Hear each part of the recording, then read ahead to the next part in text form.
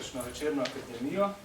Veseli nas, da je dvorana dokaj polna, da vas zanimajo različne aktualne teme, kar je tudi namen teh predavanj. So namreč predavanja odprtega tipa, potekajo enkrat mesečno, vsak tretji torek v mesecu ob 20. v Izolskem kolegiju. In kot taka so tudi del širšega programa kolegija, širše ideje, ki je, da izobražuje, odpira dialog in povezuje. Danes je z nami gost, profesor Sašo Brezdanov, ki bo predaval na temo z naslovom Kozmologija, rojstvo časa in prostora. Dr. Sašo Brezdanov je izredni profesor za fiziko na Fakulteti za matematiko in fiziko Univerze v Ljubljani ter na Higgsovem centru za teoretično fiziko Univerze v Edinburgu. Diplomiral je na Univerzi Harvard, magistriral na Univerzi Cambridge in doktoriral na Univerzi Oxford. Po študiju je delal kot podoktorski raziskovalec na Univerzi v Leidenu in na Univerzi Massachusetts Institute of Technology. Njegov širok interes je odkriti zakone, ki urejajo fiziko z uporabo teoretičnih in matematičnih metod, ki segajo od nizkih do visokih energij, od hidrodinamike do kvantne teorije polja, gravitacije in črnih lukenj ter teorije strun. Njegovo delo se je močno osredotočilo na preučevanje dinamike vročih kolektivnih stanj, ki se obnašajo kot tekočine in plazme. Primer takega stanja je kvark-gluonska plazma, ki je zapolnila zgodnje vesolje in jo je zdaj mogoče ustvariti v pospeševalnikih delcev. Tako, sliši se zelo abstraktno, je pa, kot kaže, tudi razloživo. Izvolite. Hvala.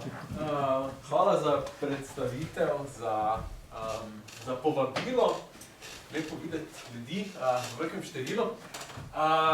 Zdaj, jaz bi vas kar spodbujal, da ko stvari postanejo nejasne, če imate imate vprašanje, da se kar oglasite. Okay? V fiziki, na fizikalnih konferencah, če so manjšega tipa, imamo kar tradicijo, da ljudje običajno ne čakajo predolgo, ko jim kaj pade na pamet, se oglasijo, da bi kar veselo. No? Namen je, da vam predstavim približno neke koncepte v teoretični fiziki, pač koliko se to da. Zdaj, naslov mojega predavanja je Kozmologija, rojstvo časa in prostora. To je dokaj optimističen naslov. Jaz vam bom poskusil razložiti, kaj pač je nekak cutting edge zadeve, kaj vemo o prostoru času. Predvsem večino časa bom namenil tega, da vam v bistvu sploh povem, kaj prostor čas je, ker je to dokaj taka zadeva, ki si ljudje pogosto napačno predstavljajo, kaj to sploh pomeni. Potem na koncu bomo pa šli skozi osnove kozmologije. Kaj kozmologija je? Pač to so faze razvoja vesolja. Zdaj, rojstvo, vam bom pa tudi povedal, kaj vemo, kaj ne vemo, pa lahko debatiramo naprej. Okay? Torej, za začetek, to je še enkrat približno zadeva, ki vam jo hočem povedati. Torej, najprej se bomo fokusirali na pojem zadeve, ki se reče prostor-čas. Najprej je bilo v naslovu prostor in čas, zdaj že ima pomišljaj vmes, ker to potem na koncu postane eno in isto. V angleščini zdaj to že celo pišejo brez pomišljaja, je kar space-time skupaj. In tudi mislim, da v slovenščini bo počasi čas, da se tega pomišljaja rešimo. Torej, prostor-čas je nekak ta struktura, ki je povezana z vsem v fiziki. In razumevanje prostora časa se začne bolj kot ne nekak z teorijo relativnosti. Okay? Se pravi, teorija relativnosti, najprej bomo govorili o tem, kaj je posebna relativnost, kaj je splošna relativnost, ki je teorija gravitacije in kaj se pač izkaže, to, da je nekak struktura prostora časa intimno povezana z teorijo gravitacije. In kaj so nekak najbolj zanimivi objekti v teoriji gravitacije? To so črne luknje. To je dejansko ena slika črne luknje, to vam bom razložil, kaj to je. In pod to črno luknjo sem napisal eno enačbo, to je enačba dejansko prostora časa za črno luknjo. Okay? Zdaj, če bi imeli to predavanje pred 5-10 leti, bi govorili o tem, da so črne luknje hipotetične rešitve Einsteinovih enačb. Zdaj, nekaj v zadnjih par letih, kar se je res fascinantno razvilo, so opazovanja v astronomiji in smo pač zdaj res prepričani, da te stvari obstajajo. Torej, ker te stvari obstajajo, Vedno bolj verjamemo, no, res, da so te zadeve, teorije prostora časa pravilne, stvari imajo smisel, tudi tiste, ki izgledajo nesmiselne. In to bi vam nekako na začetku rad predstavil. Okay? Se pravi, če oziroma ko približno bolj postane jasno, kaj prostor čas je, to bomo šli skozi te glavne faze vesolja. To je standardna slikica razvoja vesolja od Big Banga, nekje na začetku. Tu piše quantum fluctuations, karkoli že to pomeni. Potem se pač stvar eksplodira, se stvari hitro širijo in tako naprej in tako naprej. Okay? Se pravi, do konca predavanja upam, da vam bom pač predstavil, kaj so te glavne faze in kaj v tem času prostor čas dela. No? Okay? Se pravi, to je struktura, relativnost in prostor čas, potem bomo šli na splošno teorijo relativnosti in nekako se pač, kot sem rekel, ne morem ravno izogniti temu, da ne bi govoril o črnih luknjah, zato ker so pač pripeljejo nas res do meje razumevanja prostora časa in problemi v razumevanju določenih struktur v črnih luknjah so iz teoretičnega vidika popolnoma analogni razumevanju, kaj se dogaja s prostorom časom na začetku, no? Pri Big Bangu. Se pravi, o tem malo govoril, pol pač ti opazovalni dokazi in potem bomo šli na kozmologijo. Zdaj, ogromno stvari imamo za predelati, ni treba vsega predelati, če se kje zataknemo, se oglasite in bomo boljše, da pač predebatiramo stvari in so do neke mere jasne, ko da grem skozi in to govorim sam sebi. No? Relativnost in prostor čas. Torej, kaj je to? Da se nekako razume, odkot pride koncept prostora časa, je treba začeti z teorijo, ki se reče posebna teorija relativnosti. Zdaj, verjetno ste v fiziki že vsaj slišali za to, mogoče eni v srednji šoli, eni na faksu, kakorkoli. Torej, to je ena izmed najbolj uspešnih, slavnih teorij v fiziki, ki jo je leta 1905 formuliral Albert Einstein. Kar je pomembno povedati, je to, da so v bistvu nekako vse zadeve okoli te teorije že obstajale pred Einsteinom in so bili tudi drugi ljudje, recimo Maxwell. Maxwell je formuliral teorijo elektromagnetizma in v bistvu vsa struktura splošne, večkrat bom verjetno zamenjal posebno in splošno. Ta struktura posebne teorije relativnosti je že zakodirana v teoriji elektromagnetizma. Potem so bili tudi eni matematiki, ki so razumeli v bistvu strukturo prostora časa, Poincaré, Minkowski, Lorentz. In kaj za to pomeni? Se pravi, v klasični fiziki, se pravi v fiziki, taki, ki jo imamo običajno v osnovni šoli, srednji šoli, v taki fiziki, v kateri razmišljamo tudi vsak dan, je čas absolutni. Kaj to pomeni? To enostavno pomeni samo to, da čas enako teče za vse opazovalce. Torej, če jaz in vsi vi sinhroniziramo ure, da je točno v enem trenutku ura 12, recimo, in pol, vi delate neke stvari, malo se, greste na vesoljsko ladjo, malo potujete po vesolju, pridete nazaj, jaz ostanem tu, pol se srečamo čez 10 let, recimo, ali pa 10 minut, v vsakem trenutku se bomo vsi strinjali, koliko je ura. To v klasični fiziki pomeni, da je čas absoluten. Pomeni samo enostavno to, da enako teče za vse opazovalce. Svet pa ni taki. Torej, svet pač ne deluje na tak način. Zdaj, zakaj svet ne deluje na tak način, je fiziki, ne znamo mogoče najboljše odgovoriti, ampak pač ne. Torej, to se vidi z eksperimenti, to se da danes zmeriti. Kaj so pač ugotovili, je to, da čas ni absoluten in da teče na različen način glede na različne opazovalce.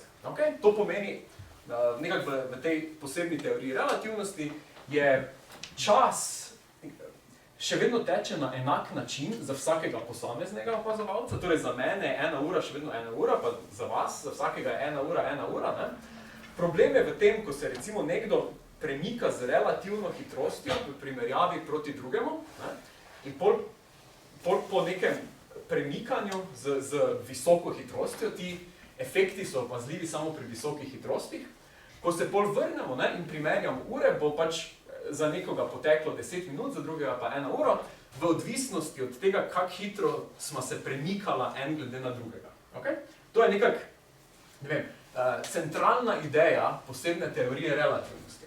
Se pravi, intervali med dvema dogodkoma trajajo različno dolgo za različne opazovalce. In pač teorija je konsistentna, ni nobenih težav s to teorijo, vse je ok in je formulirana na konsistentni matematični način. Okay?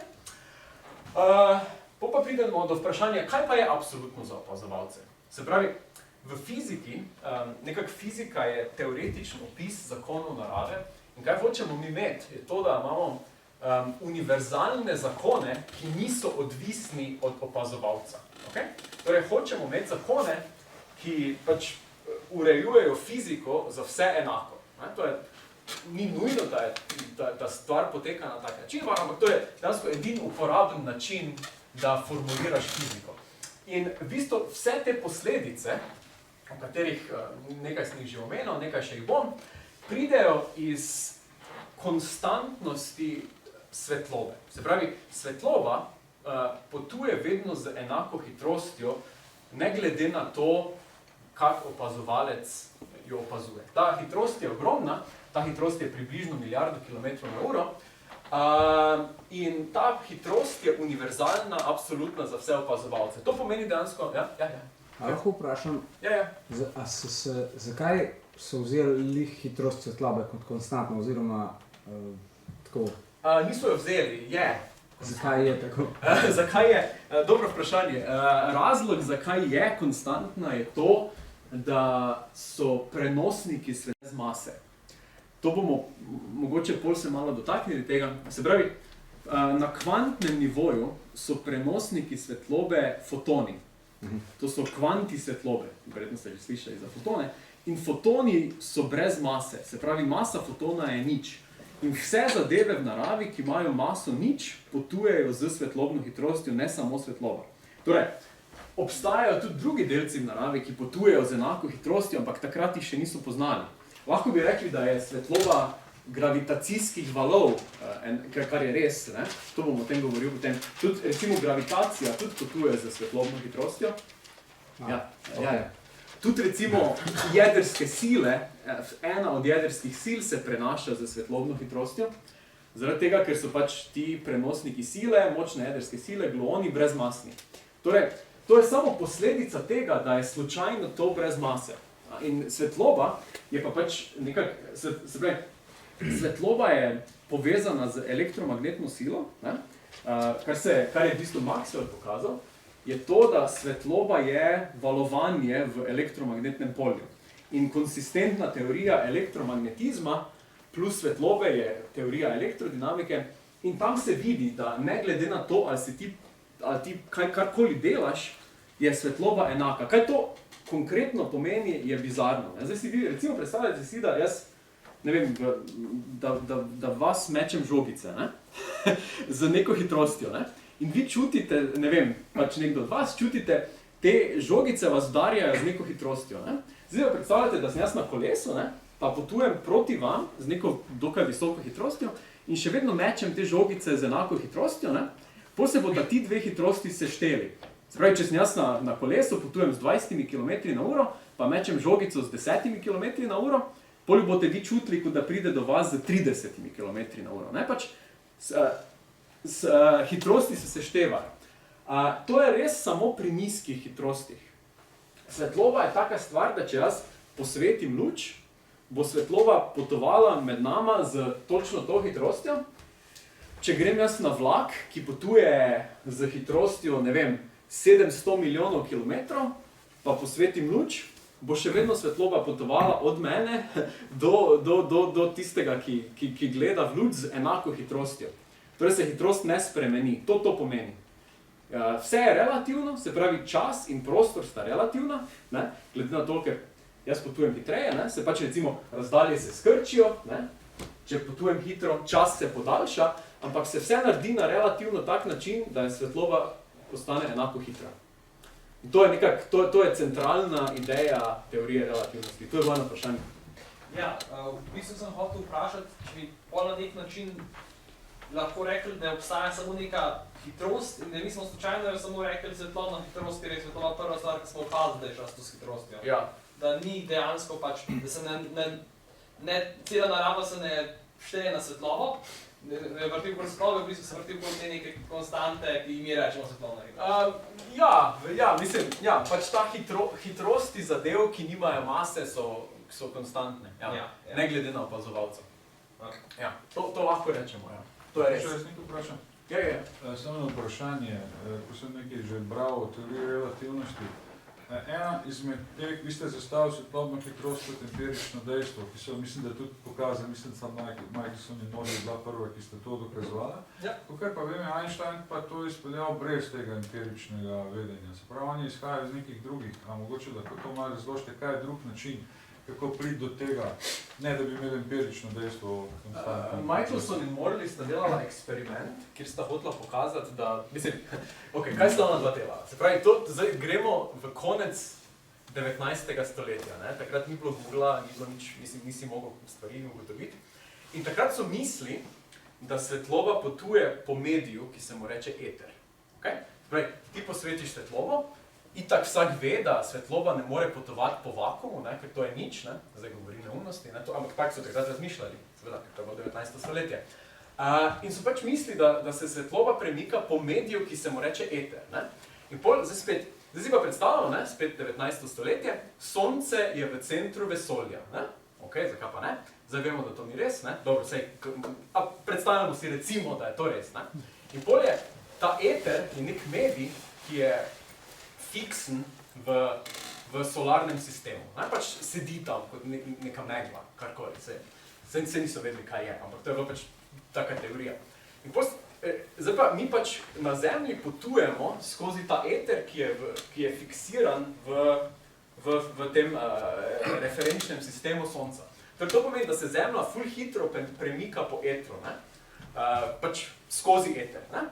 Pa je bila ideja v tem, da če ti posvetiš svetlobo v eno smer, bi morala biti hitrejša, zato ker se premika z etrom. Če ga pa recimo posvetiš v drugo smer, ne, se pravi, pač ideja je bila, da bi bila hitrost svetlobe drugačna, če jo posvetiš v smeri premikanja Zemlje ali pravokotno na smer premikanja Zemlje. To je bil ta eksperiment.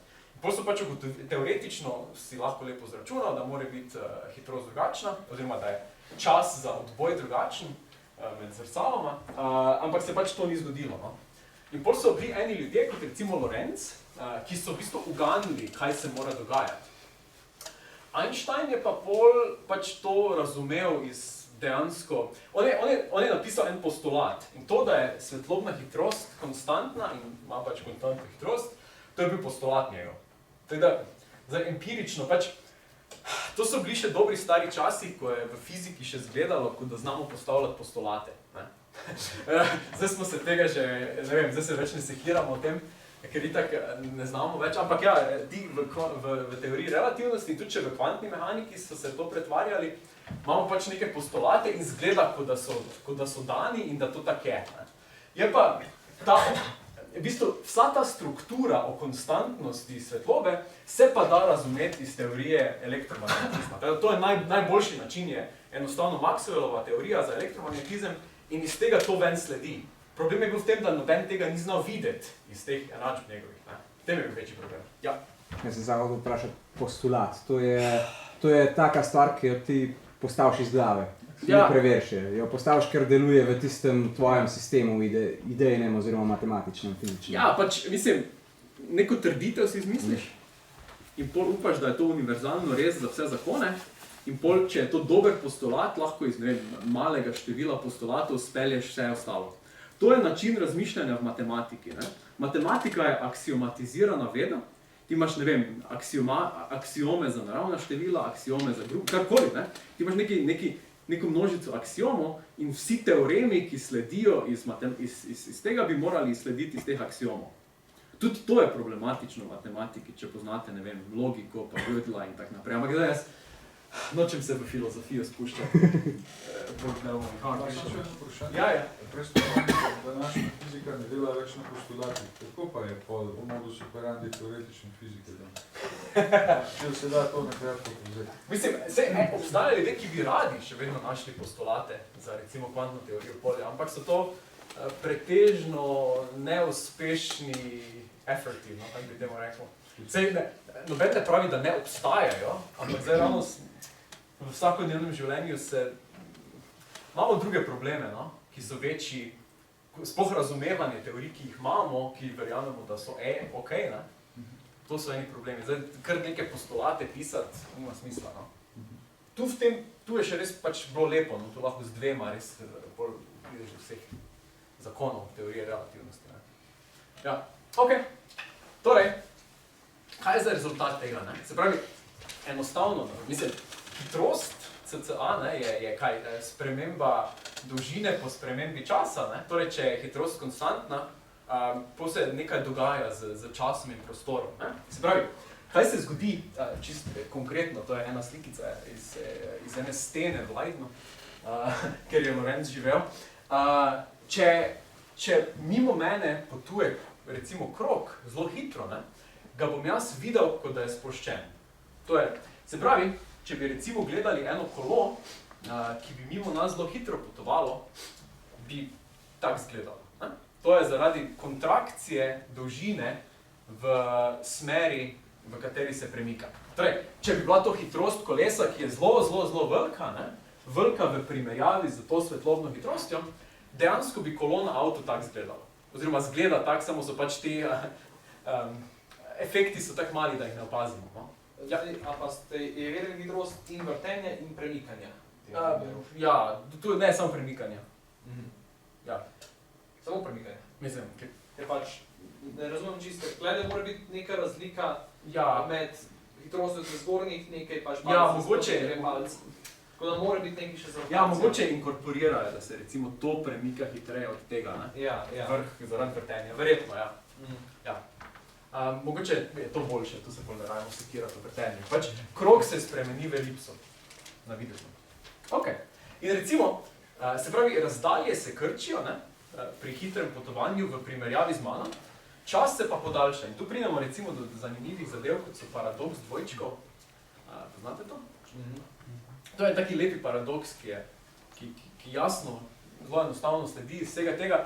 Recimo, če imam jaz dvojčka, ne, smo stara isto, smo na Zemlji danes, jaz ostanem tu, moj dvojček gre pa z zelo visoko hitrostjo potuje po vesolju, malo ven, pa pol pride nazaj.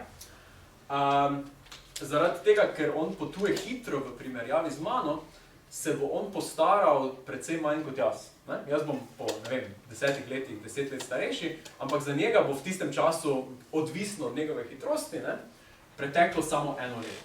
To je, v bistvu, pridemo pol nazaj in on je mlajši od mene. Do takih paradoksov pol zelo hitro prideš v teoriji relativnosti. In zgledajo čudno, če ne vzameš matematike resno. Okay? Ja, to je največji problem, da pogledamo nekaj, zgleda čudno in rečemo, to ne more biti. Ja, Pri tem paradoksu mi zmoremo doseči toliko visoke hitrosti z raketo, da bi bilo to možno dejansko. Ja, vse to se da zmeriti. Ti vzameš dve atomski uri, jih daš na 2 letala, eno kroži z Zemljo, drugo kroži pravokotno na Zemljo, prideta nazaj na letališče, primerjaš 2 uri in vidiš, da ne kažeta več isto. Vsi ti efekti se dajo zmeriti, so napovedljivi do, ne vem, do kjere decimalke natančno. S tem ni nobenih problemov. Tudi ti efekti so še bolj močni v splošni teoriji relativnosti, v gravitaciji. Tudi recimo GPS deluje na nivoju takih efektov, no? Zamika časa. Ne? Zdaj bomo o tem govorili, da? Ali pa ne bomo. Ker smo na prvem slajdu od 25. Ali bomo pa do jutra.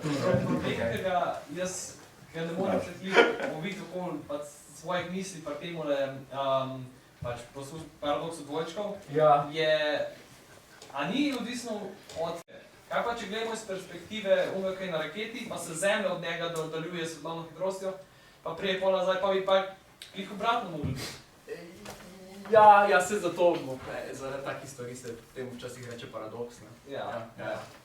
Sem že neke razlage videl, sem še dobena ga ni. Ok. Ja, mislim, vedno so te razlage malo problematične, treba je pač izračunati. Na koncu zdaj pač ja. Ampak na koncu se strinjate, kjer je mlajši, pa kjer je starejši. Ja, ok. In še ena pač enostavna posledica teorije relativnosti, ki je avtomatska. je to, da takoj, ko pravilno identificiraš, kaj je energija, delca nekega, dobiš ven, da obstaja energija tudi v mirovanju. Okay? Spravi, E je mc kvadrat, ne? Pač nam enostavno pove, da E je energija nekega telesa, M je njegova masa, C je pa svetlobna hitrost C kvadrat. To je pač mogoče najbolj znana posledica, no, teorije relativnosti. Se pravi, to avtomatsko sledi ven iz matematične strukture te teorije. Okay? To ni nobenega postulata, noben si tega zmislil in bolj preverjal. To sledi ven čist iz strukture, v bistvu iz strukture Lorencovih transformacij, no, kakorkoli. Okay. To je posebna teorija relativnosti. In zdaj, kaj smo se tu naučili? Kaj je zdaj prostor čas? Pač pomembno enostavno to, da se, ne vem kako naj zdaj definiram prostor čas. Pač spoznanje, da sta prostor in čas relativna glede na opazovalca in da čas nima, vsaj v fundamentalnih zakonih fizike, neke posebne vloge. Ne? Se pravi, čas ima neko vlogo, tudi prostor ima neko vlogo, ampak pravilen način, kako o njih razmišljati, je kot o enotnem štiridimenzionalnem prostoru. Torej imamo 3 dimenzije prostora, 1 dimenzijo časa in najboljši, najbolj konsistenten način razmišljanja o tem je pač kot prostor čas. 4-dimenzionalen prostor. Okay? Prav v smislu, vsaka točka, poleg tega, da ima lokacijo, za 3 dimenzije lokacije ima še čas. Ima tudi čas. Vse to je že prej imela, ampak zdaj se ti časi izgledajo drugače, glede na neko drugo točko, s tem, kaj se premika. Ja. Čas je tudi že imela prej, ampak prej so imeli vse enako. Vsem je ura isto tik-takala. Ne obstaja univerzalne ure. Pač to, ja. Ok, zdaj pa gremo naprej. Zdaj pa pač promocija teorije splošne, posebne relativnosti je splošna relativnost. Kaj je splošna relativnost? To je teorija, ki nadomesti Newtonovo gravitacijo. Se pravi, Newtonova gravitacija, iz osnovne srednje šole, je stavek o tem, da se telesa z maso privlačijo. Okay? To je v redu, to deluje super, razen ko ne. Spet ne deluje v redu, ko imaš, ko se zadeve premikajo hitro, ali pa ko imaš močno gravitacijsko polje, recimo, ko so mase ogromne. Ne? Torej, recimo, jasno je, da recimo v začetku vesolja, v kozmologiji, v črnih luknjah, Newtonova gravitacija ne more biti ok. Ne? Se pravi, kaj je zdaj splošna teorija relativnosti? To je pač neki upgrade posebne teorije relativnosti, ki je trajala približno 10 let za formulacijo, čist iz teoretičnega, to je v bistvu ta res spektakularen dosežek Einsteina, no? Da mu je uspelo iz te prejšnje verzije, o tem, ko smo govorili, razviti teorijo, ki je posplošila teorijo relativnosti na to, da jej uspe razložiti gravitacijsko silo. Ne? In kaj to je? V bistvu, to je zelo fascinantna teorija, ki nam pove, da gravitacija, sicer mi jo obravnavamo kot silo, vsaj iz vidika klasične teorije, torej iz vidika relativnosti, lahko mi pozabimo, da je gravitacija sila in pač je v bistvu gravitacija enako geometriji prostora časa. Se pravi, ukrivljenost prostora časa, se pravi v posebni teoriji relativnosti je ta prostor čas ravn, kakoli že to pomeni, v splošni teoriji relativnosti pa je ukrivljen. In ti lahko nadomestiš koncept gravitacije z konceptom ukrivljenosti prostora časa. Okay? Se pravi, nekako iz vidika Einsteinove te teorije gravitacija sploh ni sila. Ti imaš neke mase, te mase ukrivijo prostor čas okoli in potem se drugi delci premikajo po ravnih črtah v tem prostoru času. In v bistvu vsa telesa enostavno prosto padajo v ukrivljenem prostoru času, kot da ne bi bilo gravitacije. Okay? Prej niso prosto padala, oziroma pač so bila pospešena telesa zaradi sile, ne, gravitacije, pa to mi nadomestimo z geometrijo prostora časa. Okay? Geometrija je dokaj zabavna stvar, stvari izgledajo v prostoru času, ki je ukrivljen, precej neintuitivno, to je neka taka slikica, to pa je recimo krogla, ki je mogoče najbolj na enostaven primer ukrivljenega prostora časa. Kar je zanimivo, to je, da že na krogli so zadeve dokaj neintuitivne. Recimo, dokaj neintuitivno je že to, kako definirati, recimo to, da vzameš en vektor in ga paralelno premikaš po takem prostoru in tak naprej. No, to so pač potem neke matematične strukture, temu področju se reče diferencialna geometrija, ki nam omogoča opis okrivljenosti prostora časa, ki je štiridimenzionalen prostor. Se pravi, zdaj, v detalje tega seveda ne morem iti, to so zadeve, ki sem jih že povedal.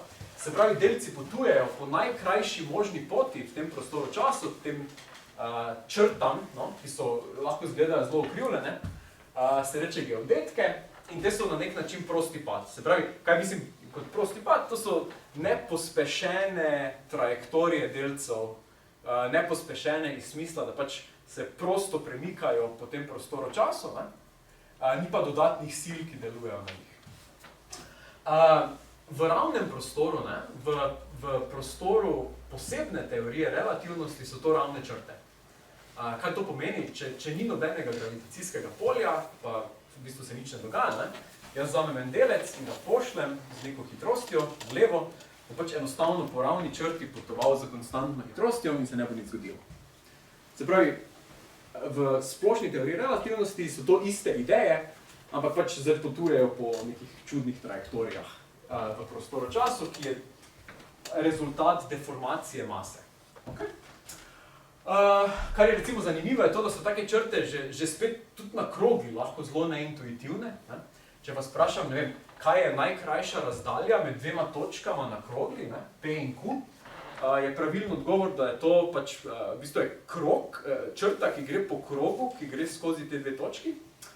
Kar je recimo zanimivo, je to, da lahko že to zgleda neintuitivno. Ne? In recimo, če vzamemo najbližjo razdaljo med Španijo in, ne vem, Kalifornijo, kaj je najkrajša razdalja? Ja, verjetno bi si vsi predstavljali, mislim si ne, ampak dosti ljudi bi se predstavljalo, da je to, ne vem, neka standardna karta, ne, zemljevid, in je pač to ravna črta, rdeča. Ampak ni, ne. Najkrajša razdalja je ta zelena črta, ki gre preko Kanade, ne. Zato se včasih zgodi, da ne vem, potujemo v letalu, ne, imamo tisti GPS, gledamo, kje smo in, ne vem, letimo iz recimo Švedske v Kalifornijo, potem so vsi presenečeni, zakaj zdaj gremo prek Grenlandije, ne. Ampak to je v bistvu, to je ravna črta, ne. Če zdaj spremenimo projekcijo karte, potem pa to postane jasno, ne. Se pravi, stvari postanejo neintuitivne, zaradi tega, ker nekako nismo navajeni razmišljati o ukrivljenosti prostora. In spet message je, treba je zaupati matematiki, ne.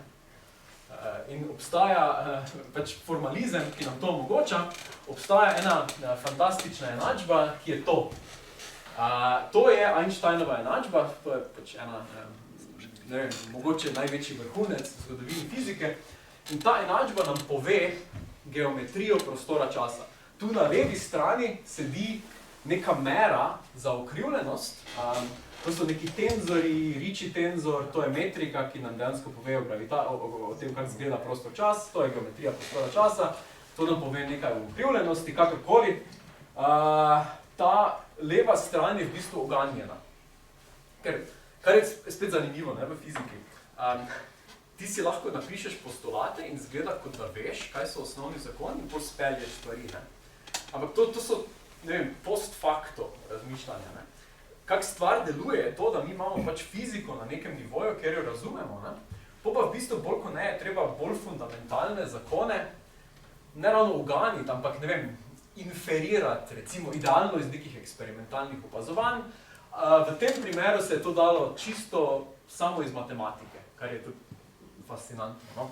In recimo, ta leva stran je pač uganjena iz matematične strukture, ki jo je Einstein hotel za mero geometrije z pravimi lastnostmi.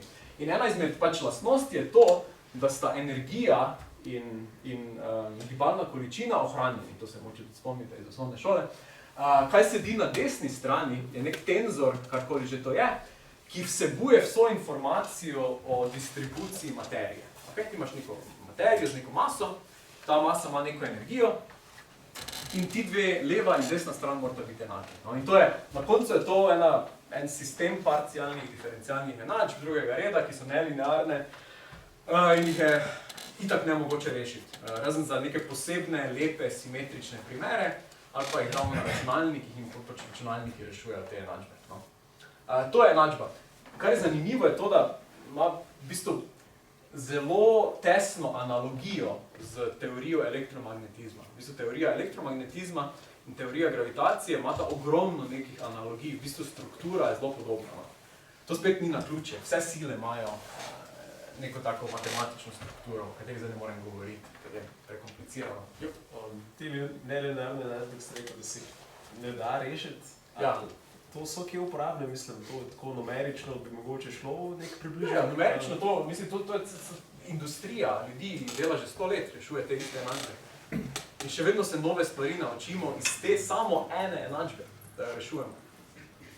Ja, absolutno.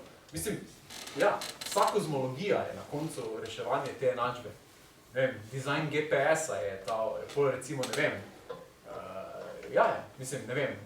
Kaj, trajektorije, ne vem, za rakete, recimo, za satelite, za... Ja, dajo not te popravke, ja. Absolutno. To se pol numerično rešuje. Pol tudi recimo za analizo gravitacijskih valov. Vse, kar bom zdaj opisal, vse eksperimentalne posledice, so rešitve te ene enačbe. Črne luknje so rešitve te ene enačbe. Vse. Pride ven iz tega. Rekel sem, da je leva strana basically bila uganjena, ne? Ja. Kaj pa je bila motivacija, da so jih to dali na levo stran enakosti? Ker pač to se zdi precej neključno, ne, tako. Zgleda, ja. Zgleda, ja. Ali pač. Dva odvoda ima avtomatsko kovariantno divergenco, ki je nula. Mislim, to je diferencialna geometrija. Poznate, kaj je diferencialna geometrija? Žal ne. To pa ne moramo. To pa ne bomo nikamor prišli. Jaz sem mislil, vprašanje čisto bolj splošno. Na poljub način, zakaj mora biti točno, ker bi lahko bile tudi druge enačbe, ki nimajo prave strukture. Jaz sem to hotel vprašati, vse v isti stvari v bistvu govorimo. A je to potem postavljeno na podlagi nekih geometrijskih ali postulatov, ki so osnovne značilnosti rešitev, kakršne ne bi izgledale? Prav to, kar ste rekli, da je osnova, kako je bilo uganjeno. Na nekih postulatih temeljilo. Mislim, ni treba iti v geometrijo, ampak... Ne bi nas rekel postulati. Ni nobenega postulata. Dobro, okej, je ta princip ekvivalentnosti. Princip ekvivalentnosti je kot neki postulat, ki nam pove, da se... to je ena stvar je to, da v tem ukrivljenem prostoru-času je okoli vsake točke prostor-čas gleda, kot da je ravno. To je princip ekvivalentnosti. Običajno govorijo o nekih dvigalih, pa tak naprej.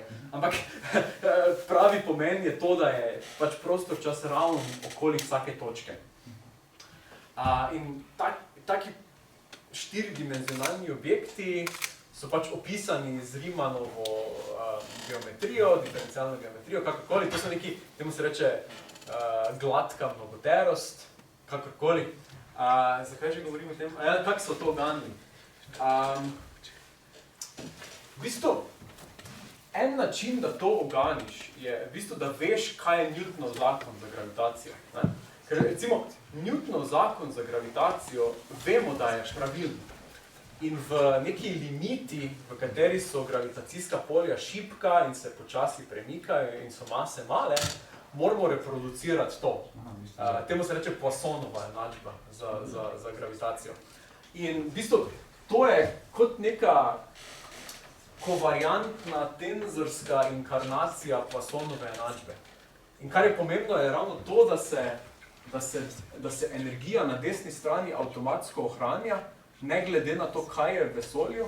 In v bistvu na levi strani, ta recimo minus pa polovička pa to je v bistvu na tak način nastavljeno, da se ravno ohranja tudi leva stran avtomatsko, ne glede na to, kaj so detajli geometrije. Take neke stvari grejo not. Kaj? Neka invarianca. Ja, take stvari grejo not, ja. Nekaj, ja. Ja. Posledice ogromne. Pač mi rešujemo to, so reševali že, še vedno jaz rešujem s to enačbo na nek način. Recimo, ena avtomatska posledica, ki pride ven iz tega, je to, da se pravi, povejo nam, da se planeti premikajo po elipsah okoli Sonca. To ni čist res. Če rešimo ne samo Newtonove enačbe, ampak to enačbo. Kaj se zgodi je to, da v bistvu te elipse delajo nekaj takega. Imamo elipso, ampak se recimo ta glavna os skozi elipso se počasi rotira. To je efekt gravitacije. Temu se reče precesija perihelija, kakorkoli. In to je najbolj jasno pri planetu, ki je najbližje Soncu, to je Merkur. Ne? In to so recimo eni izmed prvih, to so bolj napovedli, kako hitro se to premika. To recimo na predavanjih splošne teorije relativnosti izračunamo do ne vem, par decimalk natančno. In potem to primerjaš z meritvijo in je res, no, deluje. Kak je to, koliko približen je to? A se dejansko, na koliko relativne rotacije elipse se dobi ena celotna rotacija? Koliko let? Ne vem. Jaz sem zelo slab v teh številkah. To so, ne vem... Pa to je velik efekt ali majhen? Ekstremno mali efekti so. Zato jih niso opazili, ne? Zato so stoletja, tisočletja v miru živeli, brez da bi opazili, da rabijo splošno relativnost. Če bi bila hitrost svetlobe mala, ne, in vsakič, ko bi jaz laufal, bi izgledal ful tanjši, bi rekli, da mogoče rabijo kakšne popravke. Pač nisem videl. To je to. Ja. In pa pol pa so jih enkrat videli. Ja. Tako deluje razvoj fizike. No. Kar je fascinantno ravno pri teoriji relativnosti, je, da je ogromno teh stvari prišlo samo iz matematike, brez opazovanja. So bile dejansko napovedi, brez... No, druga napoved je ukrivljanje svetlobe. Se pravi, svetloba potuje po ravni črti, ne, v tem ukrivljenem prostoru. Se pravi, če imamo tu Sonce, tu je neka zvezda, svetloba od te zvezde se ukrivi in potem recimo en žarek enkrat zadene nas. Ne. Ker mi vidimo svetlobo kot ravno črto, se nam zdi, da je ta zvezda tu zadaj. In v bistvu mi vidimo zvezdo drugje, kot je v resnici. Ne. To je efekt ukrivljanja svetlobe. To tudi pride pol do tega lečenja. V bistvu gravitacija deluje kot neka leča, zaradi tega, ker se trajektorije svetlobe in tudi vsega ostalega ukrivljajo. Ne? In pol lahko dobiš recimo neke zanimive, Einsteinov križ. To je v bistvu, to so neki objekti tu spredaj in tudi pol dobiš v bistvu zgleda kot 4 zvezde, ampak je samo ena. Samo ena zvezda je zadaj, ampak zaradi načina, kako se ta svetloba ukrivi okoli tega, kar je spredaj, pred tisto eno zvezdo zgleda, kot da vidiš 4. Pa je tudi neki Einsteinov prstan, to je spet ena zvezda, ki se razmaže na nebo. To so pač navidezni efekti zaradi ukrivljanja svetlobe. Ok. Prej sem rekel, da bi lahko tudi kaj drugega postulirali, da ima konstantno hitrost. Torej, svetloba potuje za konstantno svetlobne hitrosti, to ste tam že slišali 20 000 krat, če kaj si boste to zapomnili. Svetloba je valovanje v elektromagnetnem polju, to sem že tudi prej povedal. In ta svetloba pač, to je v bistvu fluktuacije električnega magnetnega polja, električno pa magnetno polje sta si pravokotna, to je povezano s polarizacijo svetlobe in to potuje za svetlobno hitrostjo skozi vakuum. Ni nobenega etra, potuje skozi vakuum. Zdaj vakuum, mogoče se tudi lahko vprašamo, kaj je vakuum. Običajno ljudje vakuum definirajo kot nič. To tudi nima nobenega smisla. V kvantni teoriji je vakuum pač najnižje možno energetsko stanje teorije. To ni nič. Ti lahko še vedno recimo, ti lahko iz vakuuma kreiraš delce. Samo z recimo ti posvetiš, to se tudi da opaziti, ne? Ti vzameš pač prazen prostor, vakuum, in posvetiš zelo močno svetlobo skozi ta vakuum, to je res močna svetloba, in iz tega vakuuma se bo kreiral par elektrona in pozitrona. To so vse neki kvantni efekti. Torej, v bistvu, vakuum je neka kvantna juha, ki je pač v najnižjem možnem energetskem stanju. No? In pač običajno v tem standardnem, klasičnem stanju nima nobenih delcev, ki so trenutno zbojeni. Lahko pa jih zbujaš ven iz vakuuma. To so tudi dosti takih nekih besed, ki se malo napačno uporabljajo. Kakorkoli, gravitacija je tudi valovanje. Se pravi, zelo podobno kot svetloba, ker imajo enačbe podobno strukturo, tudi so enačbe istega reda. Fluktuacije gravitacijskega polja so gravitacijski valovi. Kar je zanimivo pri gravitacijskih valovih, je to, da nimajo samo pač enostavne polarizacije na tak način, ne? To je polarizacija svetlobe, recimo, če si kupite malo bolj, ne vem, fancy očala, ali pa recimo, če imate 3D kino, ne? 3D kino ima lahko dve sliki, ne? Eno prek druge. Ena svetloba je polarizirana tak, druga svetloba je polarizirana tak, pol imate pa na enem očesu filter, ki sfiltrira v eno smer, na drugem očesu pa filter, ki sfiltrira v drugo smer. In vidite iz ene slike v bistvu dve, levo pa desno oko vidite drugo stvar in recimo tako deluje 3D kino. Ne? Gravitacija ima bolj fascinanten vzorec polarizacije. Kaj se zgodi z gravitacijskimi valovi je to, spravi, ti valovi še vedno potujejo z svetlobno hitrostjo, ampak ti valovi gravitacije so dejansko valovanje v prostoru-času. Spravi, to je enostavno prostor-čas, ki niha. In če ti daš recimo, ne vem, neke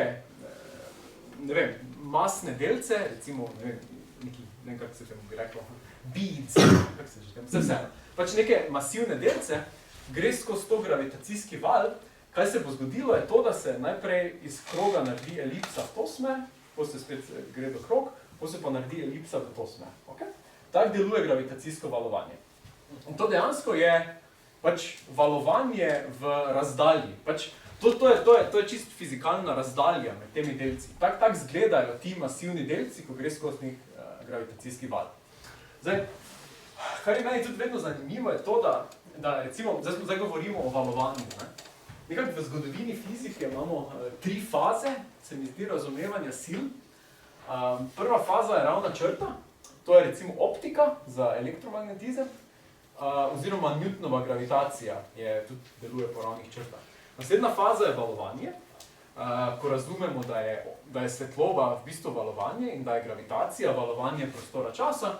In pol na koncu pridemo do kvantiziranja, do kvantne teorije polja, o tem ne bom kaj dosti govoril, ampak pol stvari postanejo delci. Pri svetlobi so to fotoni, pri gravitaciji pa gravitoni. Recimo gravitonov še ne razumemo nekako najboljše. Ja. Jaz bi samo vprašal, iz kjere smeri tle prehaja recimo gravitacijski val? Mislim, da je tako. Recimo od zadaj, skozi. Ja. Še ena stvar, gravitacijski val v prostoru času je, kako se, mislim, zakaj ta stvar valuje, pa to je odvisno tudi od potem mase delcev, ki so v prostoru času, a tudi oni nam ga nekako vplivajo? Ja, vse vpliva na vse, no. Najbolj je odvisno od tega, kaj povzroči ta val.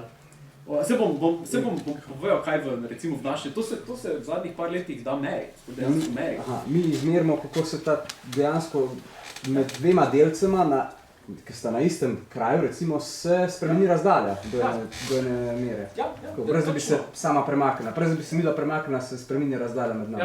Ja. Relativno v eni smeri, v primerjavi z drugo smerjo se razdalje spremenijo. Zaradi teh gravitacijskih valov, ki jih povzroča nekaj. Ki jih nekaj na nebo povzroči in pol grejo skozi zemljo, udarijo skozi in se te naše razdalje nihajo, recimo.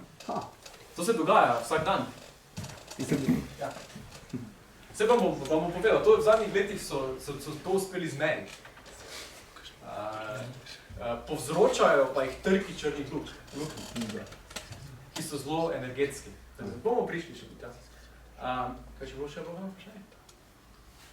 Če sem čisto kratko, v teoriji, kjerkoli masa, ki se premika skozi prostor, bi že povzročila nek zelo šibek raziski val. To je povzročený kval, ampak je pač absolutno nezvrljiv. Absolutno. Ja. Fluktuacije,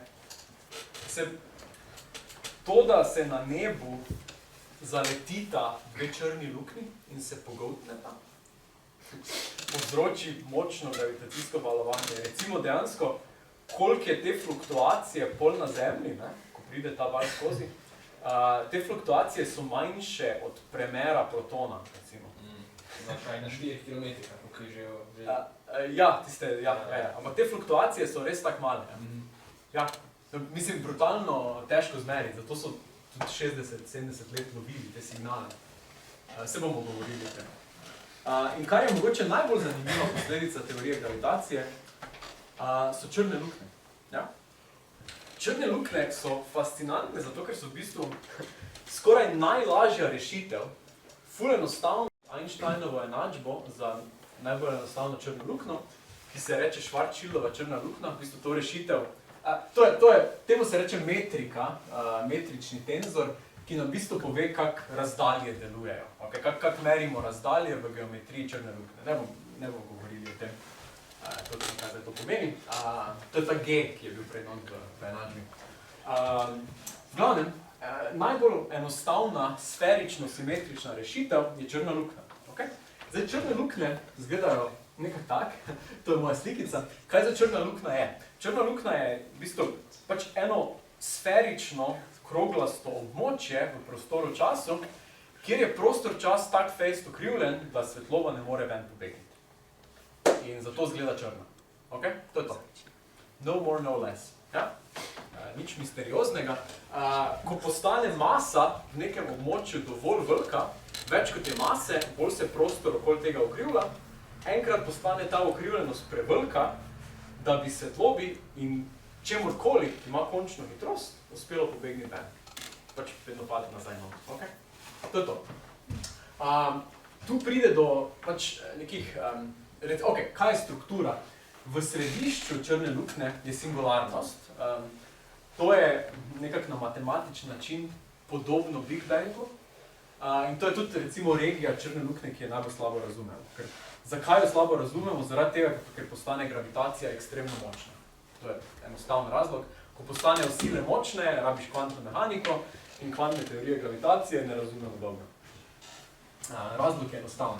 Okoli te črne luknje, se pravi meja te črne luknje, sferična, temu se reče event horizon oziroma dogodkovno obzorje. In to je pač neka kroglasta regija, ki izgleda črna. Zdaj, kaj je recimo zanimivo, ne? Tu res pride do nekih brutalnih paradoksov zaradi podaljševanja in krčenja časa in prostora. Ne? Recimo, če jaz padam v črno luknjo, dejansko, ko prečkam ta event horizon, se meni ne bo nič zgodilo. Prostor čas, kot sem vam prej povedal, po teh postulatu, je vedno približno raven okoli mene. Ne? In v bistvu jaz pač enostavno padem. No?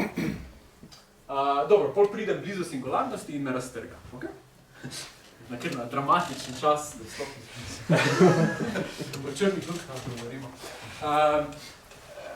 Ja, kar pa je recimo zanimivo, je pa to, da če sem jaz, recimo, jaz še vedno padam v črno luknjo in mene opazuje nekdo od zelo daleč. Ne? Me pa on zaradi tega podaljšanja časa v bistvu ne bo nikoli videl past v črno luknjo. Jaz se bom nekako za njega pač ustavil na tem event horizonu in tam gor letel. Okay?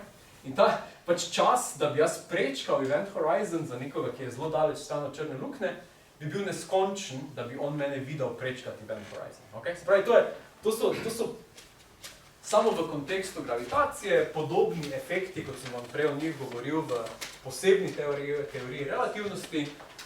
Pač, ne, čas se lahko na zelo bizarne načine podaljšuje. Tu ni nobenega gibanja, vsaj navidezno, ne, pač stvar se mi tako ustavi. Okay? Še par zadev. Kot sem vam že prej povedal, črne luknje delujejo kot leče. Zdaj predstavljajte, da gledate Mlečno cesto, to je Mlečna cesta, ta galaksija naša, Milky Way, in je pred njo ena črna luknja. To je animacija, ki ni dejansko zmerjeno. Kaj bi se zdaj zgodilo? Se pravi, zaradi tega lečenja bi stvar izgledala tak. Okay? Tudi izgleda tak, ampak te črne luknje so premale in nam tega ne uspe opaziti. To je ena, recimo, fascinantna posledica črnih lukenj. To je res močno lečenje. Druga posledica črnih lukenj oziroma matematike črnih lukenj je struktura prostora časa. V bistvu vsaka črna luknja, to se da matematično pokazati, ima zunanjost črne luknje, notranjost črne luknje, to je nek diagram, ki nam pomaga se ne precipirati za ta diagram. Obstaja singularnost, ki sem jo prej narisal, najlažje si jo pač predstavljati neko pač pikico sredi sfere. Zakaj je to zanimivo? Zato, ker ta prostor čas ima neko strukturo, kjer je zunaj te črne luknje še ena zunanjost, ki ni naša zunanjost in je nam nedosegljiva. Okay? To je napoved enačb splošne relativnosti. Obstaja še neka druga eksterna regija, drugo vesolje, če bi hoteli temu tako reči, ki je zunaj črne luknje, ampak za nas, se pravi za delce z maso ali za delce brez mase, ta regija ni dosegljiva. Mi ne moremo priti na ta drugi del zunaj črne luknje, ne obstaja nobena trajektorija, ki bi dovoljevala, da bi se ta dva dela povezala. Te trajektorije, ki povezujejo dve zunanjosti črne luknje, obstajajo, niso dosegljive za nas, ki smo fizični delci, ampak ravno vsem tem trajektorijam skupaj se reče wormhole. To je črvina. Okay? To je točno to, kaj je v fiziki črvina. Zdaj, kaj je črvina v znanstveni fantastiki, je druga stvar, ampak v pač teoriji splošne relativnosti, temu se reče Einstein-Podolsky-Rosen most bridge. To je najbolj enostavna verzija črvine. V bolj kompliciranih črnih luknjah se da dejansko skonstruirati črvine, skozi katere bi v principu lahko šel. In vedno to deluje tako, da imaš pač neko eksterno regijo, greš v črno luknjo in pol greš nekje v tisti črni luknji ven, prideš v eno drugo regijo, ki je asimptotično odmaknjena od te prve. Okay? To je črvina. To je to. Črne luknje so univerzalne. Okay? Čeprav izgledajo bizarne, so najbolj univerzalni objekti v našem vesolju. V bistvu vsaka stvar, vsaka zvezda, pač, ki enkrat zmanjka helija, helij je pogonsko gorivo za zvezdo, spravi v zvezdi se dogaja fuzijska reakcija, dokler se dogaja fuzijska reakcija, ta ogromna masa zvezde ostane stabilna. Ko izmanjka goriva, se ta masa, ta plin, sesede sam sebe in se tvori črna luknja. To se zgodi za vsako zvezdo, pač za vsako zadevo, ki ima mase vsaj 2 do 4 krat mase Sonca. Okay? Spravi, to je ekstremno univerzalno, da se tudi pokazati matematično, da je formacija črnih lukenj univerzalna, ne glede na to, kako stanje pripravimo na začetku, samo če je dovolj velika masa. To je v bistvu dobro. Ta teorem, Roger Penrose, je dobil Nobelovo nagrado leta 2020 za ta teorem. Kaj še je pač neka inkarnacija univerzalnosti, en teorem, ki se mu reče no-hair teorem, ki nam pove naslednje. Recimo, to je tudi fascinantni teorem. Zvezd je ogromno. Ne? Pač vsaka zvezda je malo drugačna. Če bi zdaj ravno hotel specificirati vse lastnosti neke zvezde, bi porabil, ne vem, ogromno število informacij, da bi povedal, kje natančno so vsi atomi helija, kaj se dogaja s to fuzijo, temperatura v vsaki regiji in tak naprej. To so pač ekstremno komplicirani fizikalni sistemi. Po kolapsu v črno luknjo so vse črne luknje enake. So absolutno identične, kar se tiče prostora časa. Vse so klasificirane samo z 3 števili. Ena je masa, se pravi, črna luknja, rešitev za črno luknjo je odvisna od mase, od vrtilne količine in naboja, električnega naboja. V vesolju nimamo teh nabitih, te črne luknje v našem vesolju imajo maso in vrtilno količino. Recimo, če ste gledali Interstellar, film so točno te črne luknje, ki jih imajo tam zmodelirane, spet za Einsteinovimi enačbami. Tam so to dejansko modelirali. Tudi je kar fascinantno, kaj mi je uspelo. Takim črnim luknjam se reče Kerova črna luknja. Okay? In te črne luknje imamo v našem vesolju. Ogromno jih je, pač povsod so. Čist na kratko, opazovalni dokazi, nekaj tem sem že povedal. Ko se 2 črni luknji skupaj zbijeta, to izgleda približno tako, to je simulacija tiste enačbe, ki sem prej napisal, Einsteinove enačbe. To sta 2 črni luknji, krožita ena okoli druge kot neki binarni sistem dveh zvezd, se privlačita in pol se v bistvu pogoltneta. Na koncu dobiš eno črno luknjo z maso, ki je večja od pač prejšnjih mas. In kaj se zgodi, pač med tem plesom se oddajajo gravitacijski valovi. To so nihanja pač prostora časa in najbolj brutalno to nihanje postane ravno takrat, ko se ti dve združita, pol se pa počasi umiri. Okay? Pravi, to se je zgodilo, ti gravitacijski valovi grejo ven in pol se pač počasi umirijo. To je zelo podobno temu, kot če bi jaz vzel kozarec, ne? In pač pozvonil v kozarcu, najprej je glasen, pa vedno manj glasen. No?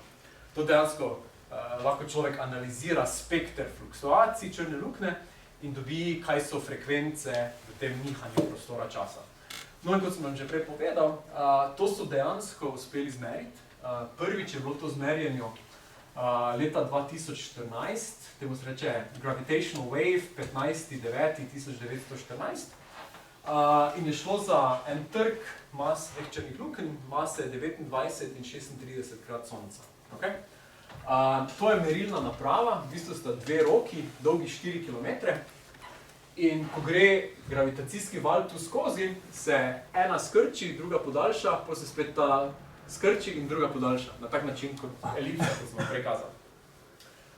In to je trajalo desetletja, da jim je uspelo te merilne naprave stunati do takega nivoja, ker pač, mislim, problem je, da vsakič, ko je šel recimo 100 km stran en vlak, ne, se je to malo zatreslo in so dobivali šume. In to je res trajalo desetletja, da jim je uspelo sfiltrirati te zadeve. No in potem so takrat dejansko izmerili. Kaj se je zgodilo? Pač dve črni luknji sta se zaleteli nekje na nebu, pol je ta gravitacijski val potoval za svetlobno hitrostjo, to je trajalo milijone let, verjetno, da je ta gravitacijski val prišel do nas. Pol je šel skozi Washington State, bum, je šel tu skozi, to je, kaj je to, Louisiana. Čas, da je prišel gravitacijski val od tu do tu je bil 7 milisekund. In v obeh merilnih napravah, ena merilna naprava je tu, ena merilna naprava je tu, dvakrat ista stvar. Ni ena tudi zaredna. A jo še gradijo nekje v bližini v Italiji? Ena je še v Italiji, ja. Ja, Virgo. Ligo Virgo, ja. Ja. No, in so potem pač pogledali spekter tega nihanja in so zmerili točno to. No, to je meritev, to je v bistvu nihanje, tu se dve črni luknji se združujeta, pol pride do te nekega brutalne fluktuacije in pol se stvar umiri. To je meritev, to je pa dejansko numerična simulacija Einsteinovih enačb na superračunalniku. In mislim, pač stvar se sklada brez nekega dvoma. In iz tega signala lahko ven razbereš, da sta ti dve črni luknji morali imeti maso 29 in 36. Se pravi, stvar deluje perfektno. To je... Koliko časa? Kaj? Koliko je ta interval zasledka v koncu? Spodaj. Kar dolgo. Ne, to je zato. To je pol samo ta del, ta končni blip. Ki ga lahko, ker to se zgodi nekako v frekvencah, ki jih lahko pretvoriš v zvok. To se da na YouTubeu tudi poslušati. Zvok združitve dveh črnih luknj. To je tudi par 10 sekund, recimo. To. Ne, to je dolgo. A je ni ista skala? Ne, ni ista skala. Ne. To je kar dolgo, to traja, bi rekel, par dni. Ja, kar čas. In kar mi je zdaj uspelo narediti je to, da recimo oni zaznajo, neke fluktuacije se začnejo in pol se naenkrat avtomatizirano se teleskopi v različnih spektrih, vsi obrnejo v isto točko. Bolj imajo teleskope v vidnem spektru, imajo recimo v gamma žarkih, v rentgenskih žarkih, pač v različnih delih spektra in pol gledajo te dogodke na nebu in pač imajo dovolj naprej vejo, da lahko vsi naenkrat se tja obrnejo in to pol merijo. Zdaj za črne luknje ni to toliko zanimivo, je pa zanimivo ker nič ne vidijo. Je pa zanimivo za recimo trke nevtronskih zvezd. Tam se pa da, se točno vidi, da pride do signala gravitacijskega vala in do signala vidnega v točno enakem trenutku. In to je eksperimentalna verifikacija, brez dvoma, da je hitrost svetlobe in hitrost gravitacijskega valovanja enaka. Drugač bi signal prišel v drugem času. In vse neke bizarne alternativne teorije, ki niso Einsteinova teorija relativnosti, se lahko vstran držajo. Ker običajno imajo te neke alternativne teorije, predikcije, da je hitrost svetlobe malo drugačna kot hitrost gravitacijskega valovanja in recimo z temi opazovanji lahko to vse zavržemo. To je res lepo. Črne luknje, še mogoče ena zanimiva stvar, črne luknje so v centrih vseh galaksij. To so že zelo dolgo vedeli, ampak je tudi spet nekako dolgo trajalo, da se je to splošno sprejelo. V bistvu vsaka galaksija, tudi naša, Rimska cesta, ima v centru črno luknjo, okoli katere mi krožimo. V naši galaksiji je to oddaljeno 25.000 svetlobnih let in masa te črne luknje je 4 milijone mas Sonca. Temu se reče supermasivna črna luknja, to ima brutalne mase. In recimo, en odprt problem v fiziki je, zakaj ima to sploh lahko tako ogromno maso. Ne? Ker običajen mehanizem formacije črne luknje je to, da imaš najprej eno, pa pride druga, pa se počasi združujejo, pa tretja, pa četrta. In starost našega vesolja ne zgleda dovolj velika, da bi lahko ustvaril take supermasivne zadeve kot 4 milijone. Ne? Ja, to so 4 milijone, v bistvu obstajajo tudi dosti večje. Ena, ki je dosti večja, je črna luknja, ki so jo prvo uspeli opaziti. Temu se reče Event Horizon teleskop meritev, mogoče ste kaj slišali o tem. To je ena serija teleskopov, ki je razdeljena po celi Zemlji in ti teleskopi merijo radijske valove, ker jih je lažje meriti kot v drugih frekvencah. In v bistvu so tudi nekaj let je to trajalo in je uspelo zmeriti, to je prva fotografija črne luknje, je objavljena leta 2019. Ne, res, to so vse nove stvari, to je dejansko, v bistvu še vedno, še knjiga, ki jo jaz uporabljam, ki je zelo vredno za predavanja na faksu o splošni teoriji relativnosti, govori o črnih luknjah kot o hipotetičnih rešitvah, za katere itak vsi vemo, da morajo biti res, ampak še nimamo nobenih opazljivih zadev. Ampak v zadnjih 5 letih je vse to ven prišlo, no, o čemer sem zdaj povedal. Torej, to je fotografija, ki je pač iz radijskih valov pretvorjena v vidni spekter, da lahko vidimo, kaj se dogaja.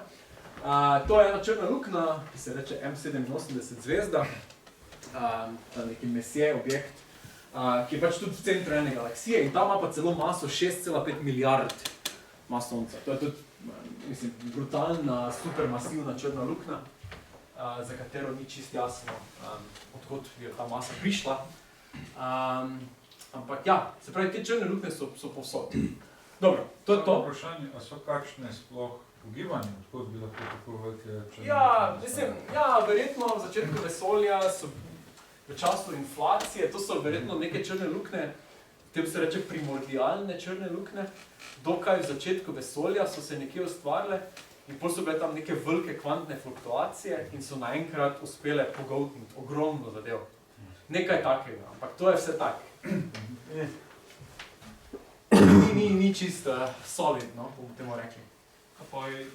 Pa so te supermasivne črne luknje kakšni razlogi, zakaj so nastale galaksije, ali kako je to?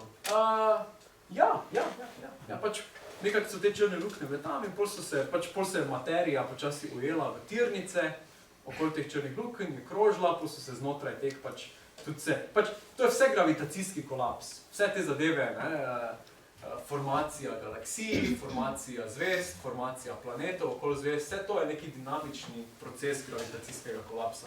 In zadeve pač potujejo po tirnicah ena okoli druge in vse se vrti. Ja, verjetno so imele te črne luknje pomembno vlogo pri sploh formaciji galaksij. Vem, ali se takrat sploh ustvarili. Jaz se ne ukvarjam z numerično modeliranjem tega, teda so ljudje, ki bi verjetno znali to bolj kvalificirano govoriti. Ja, približno tako deluje. Ja. Ok. Zdaj smo se naučili, kaj je prostor čas.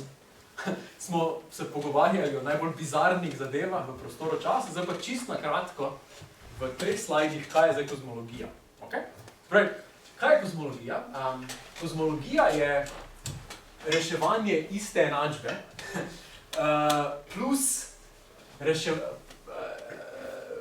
bistvu, se pravi, leva stran je gravitacijska, se pravi, kaj je kozmologija, je to, da nekako mi modeliramo oziroma razumemo, kaj je materija v vesolju, kaj je treba narediti z desno stranjo in porešujemo levo stran.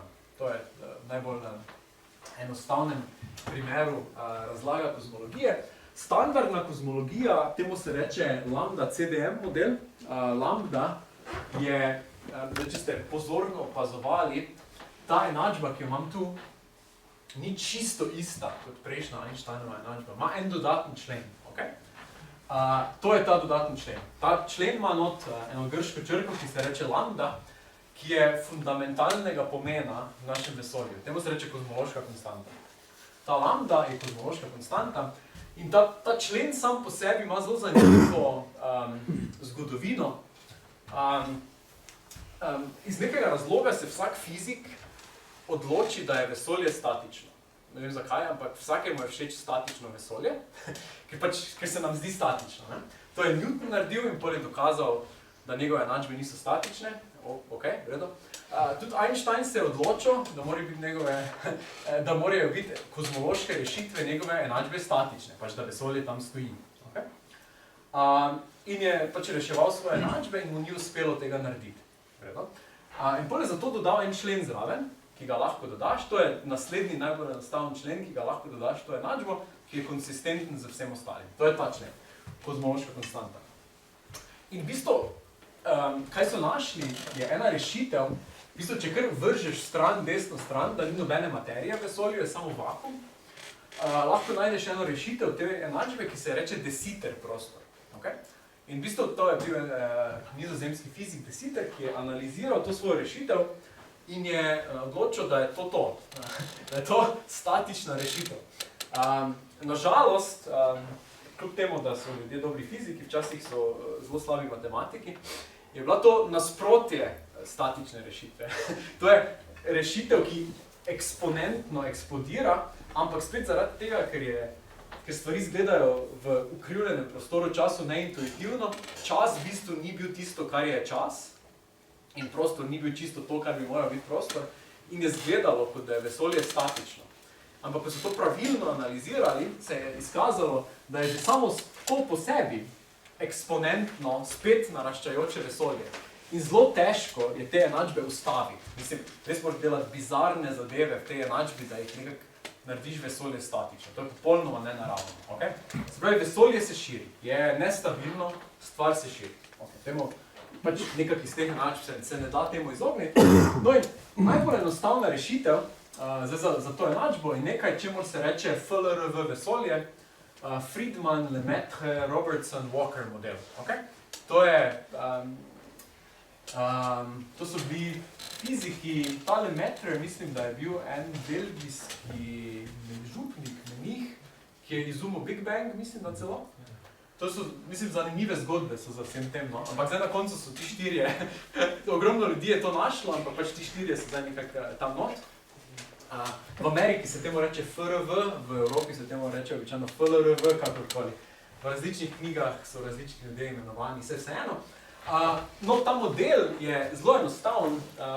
Pač predstavljamo si, da je kozmologija približno izotropna, da je vesolje približno izotropno in približno homogeno. In kar je zanimivo, je, da je to dejansko res. Čeprav mi vidimo ogromno strukture v vesolju, je to samo na nekih kratkih skalah, recimo galaksij in tak naprej. No. Če res pogledamo vesolje kot celoto, se res izkazalo, da je vesolje ekstremno izotropno in homogeno. To je recimo slika mikrovalovnega sevanja v našem vesolju po celem nebu. Vidimo, da je temperatura celega neba, vse to je znotraj 300 mikrokelvinov. No? Temperatura je pač povsod res enaka. No? Fluktuacije so ekstremno male. Se pravi, vesolje dejansko je izotropno in homogeno. No in kaj? Vse, kar moramo pol narediti, če v teh modelih kozmologije, je to, da si izberemo materijo. No? Se pravi, kaj ta materija je?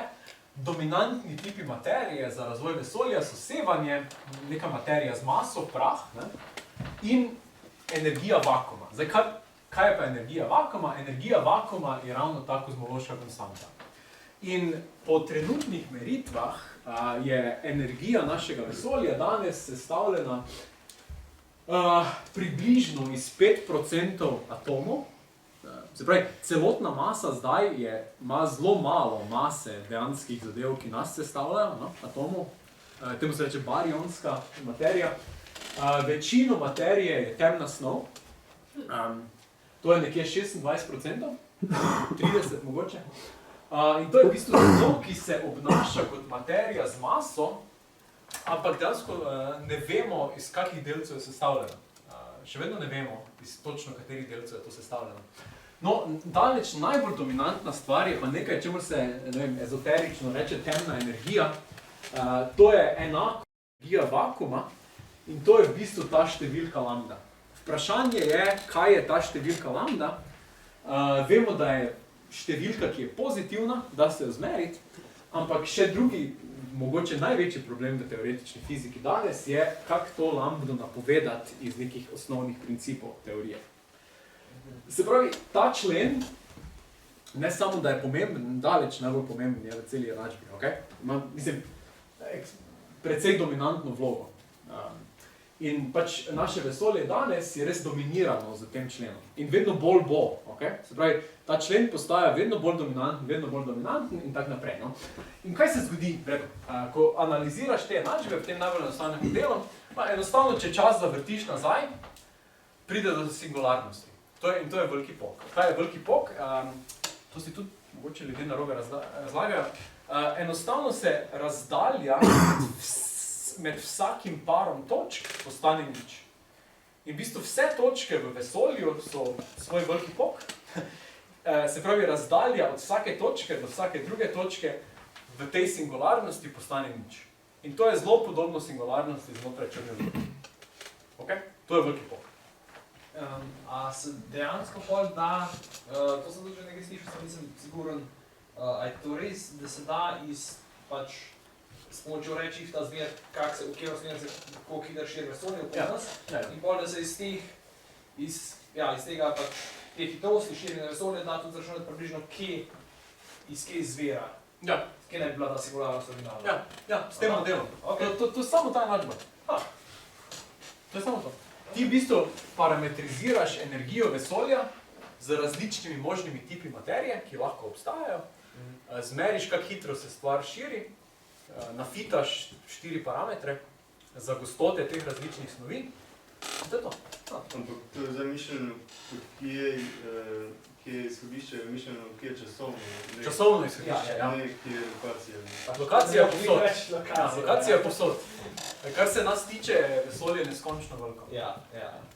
Ampak časovna lokacija, ja. 13,8 milijard. Nekako ne moš govoriti o prostoru, če imaš prostor. Ja, sej, ja. Ja, to je singularnost in v tisti točki ti ta teorija ne more nič povedati. Mislim, tam ne moreš zračunati. Recimo, da bi hotel imeti kako opazljivko čist v času okoli nule, ta teorija nima nobene prediktivne moči. No. Ja. Ampak hitro... Ne, mene samo zanima, ali ima ta energija vakuma še kakšno drugo fizikalno interpretacijo, razen tega, da je pozitivna energija v tej enačbi, ki omogoča oziroma... Ja, to je ravno tisto energetsko stanje vakuma, o katerem sem prej govoril. Spravi, vakum je najnižje stanje, najnižje možno energetsko stanje in energija tistega je to. Sprav, še vedno ima neko energijo tudi najnižje stanje. Ja, ki ni nič.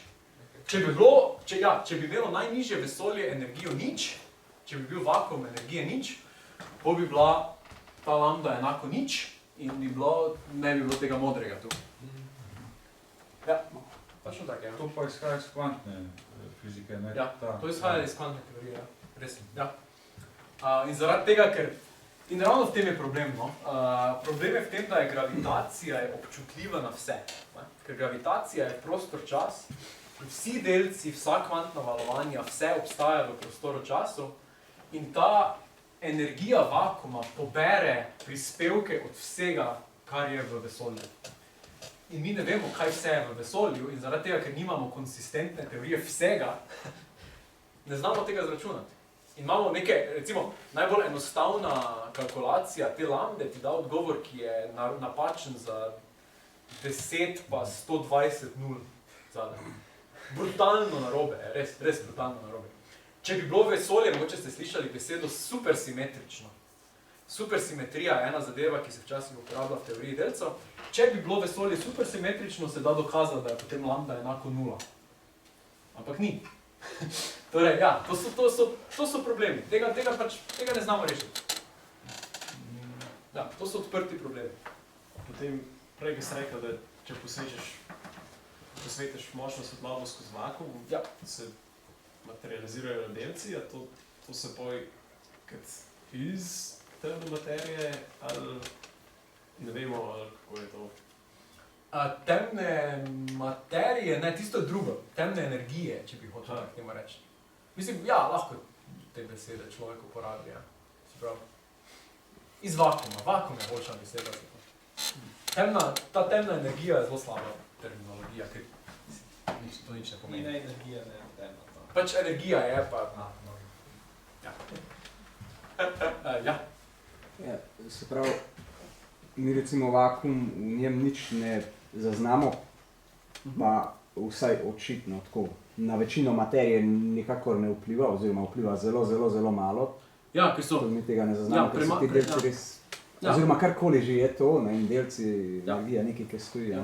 Ja. Zaradi tega zgleda, da ni. Ja. In tako, da, za nas je tako, da bi na tehnici steriral, a ne bi rekel, tega mi ne zaznamo, s tem se ne ukvarjamo, s temi parmi grami, Ja. nič. Ja, pač nima dovolj, mislim... Ja.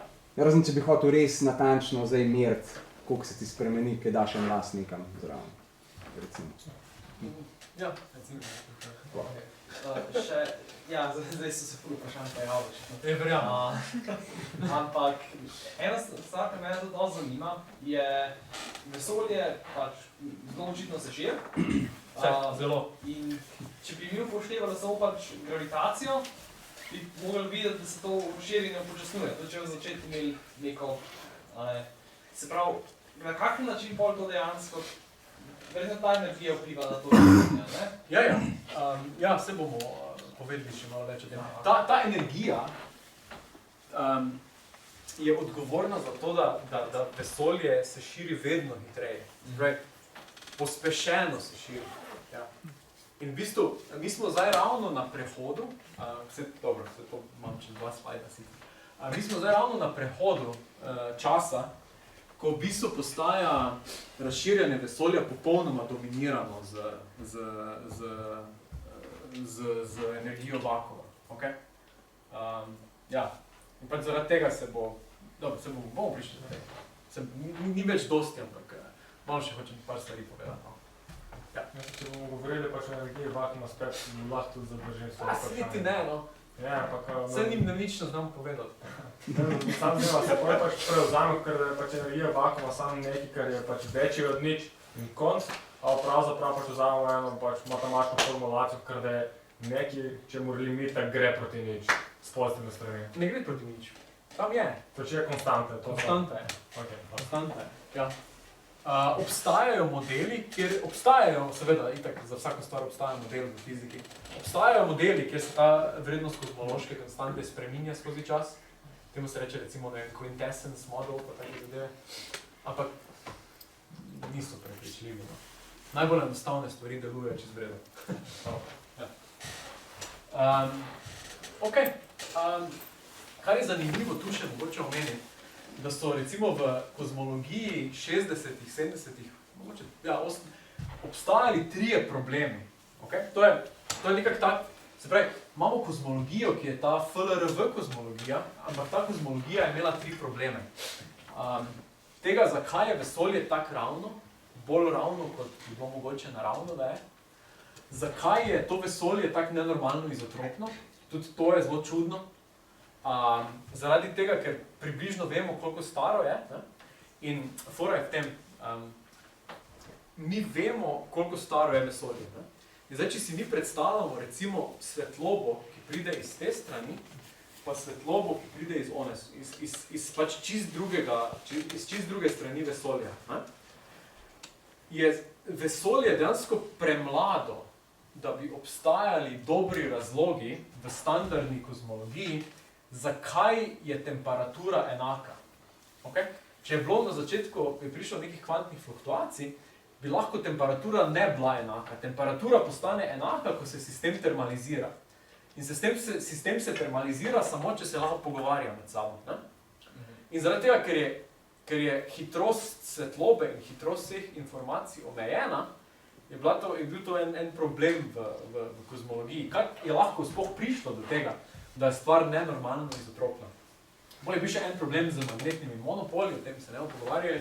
No in rešitev tega, in to je tudi sprejeta rešitev, je teorija inflacije. Torej, Zdaj, standardni model kozmologije je to, da v bistvu imaš nek Big Bang, karkoli že to je, ne vemo, pač neko singularnost, nekaj zelo malega, kar je dominirano z kvantno gravitacijo, ki je ne razumemo.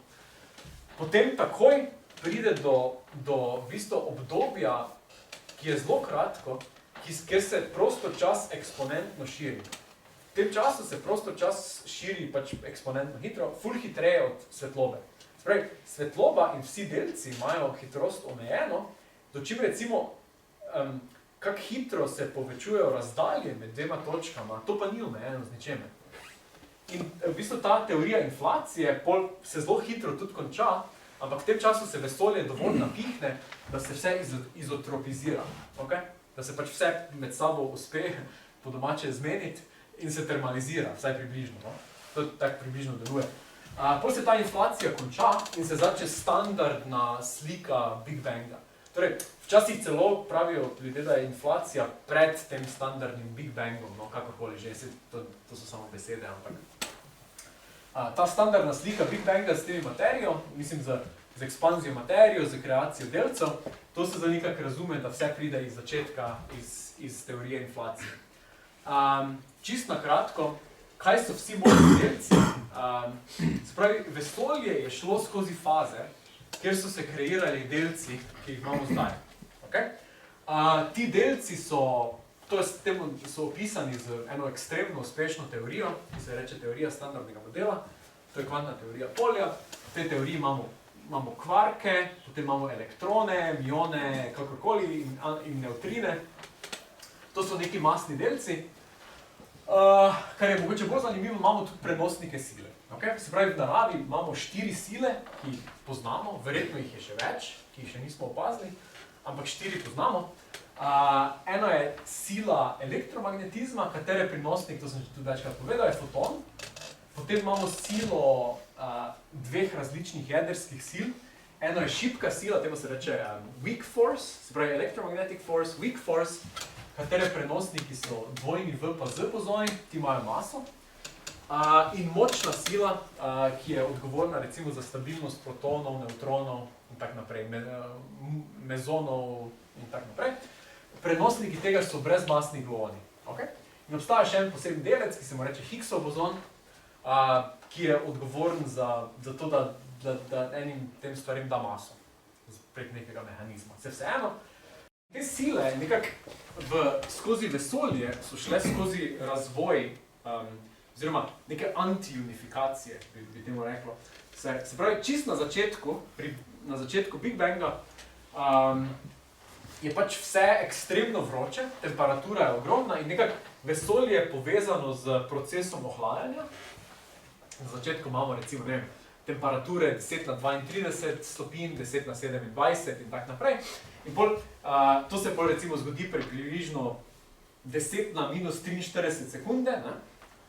Potem so pa neki taki prehodi, v bistvu fazni prehodi vesolja pri tem ekstremno kratkih časih. In vesolje gre skozi pač neke faznih prehodov, to dejansko so neki fazni prehodi, kot da če bi, ne vem, vzel paro in bi jo ohladil, bi dobil vodo in bi jo še ohladil, bi dobil led, ne? Pač to so, fazni prehodi, kjer se te sile razpoenotijo, bomo temu rekli. Na začetku so vse sile bolj kot ne ena stvar in je zato treba poznati teorijo kvantne gravitacije. To je največji problem. Edini kandidat za to je teorija strun, ki deluje do neke mere, ampak ima svoje probleme. Teorija je pač slabo razumena, no? Na tem delamo. Ampak pač dejansko slabo razumemo teorijo strun. Ampak to je edini kandidat za mogoče tu nekje pri začetku, no?